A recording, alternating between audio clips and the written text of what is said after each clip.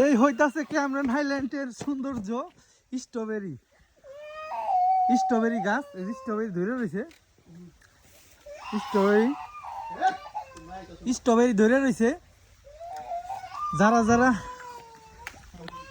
Strawberry খাইছেন জীবনে তারাই জানেন যে স্ট্রবেরির কিরকম দাম। হ্যাঁ, আর যারা না খাইছেন তারা জানেন না।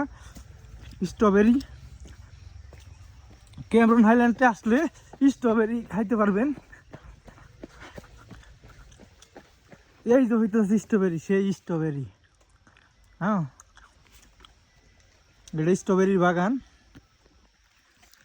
আমরা আছি স্ট্রবেরি বাগানে। এই যে আমার এক বড় ভাই, উনি স্ট্রবেরি বাগানে কাজ করে।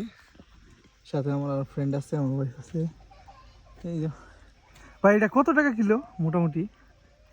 এটা কি মার্কেটের থেকে বেশি না কম? এটা সাইজ বড় বড় যে এইগুলো হচ্ছে ইপু পেনাং বিক্রি হয় 60 টাকা কিলো। 60 টাকা কিলো? বাংলাদেশের কত টাকা পড়ে? প্রায় 2000 টাকা কিলো।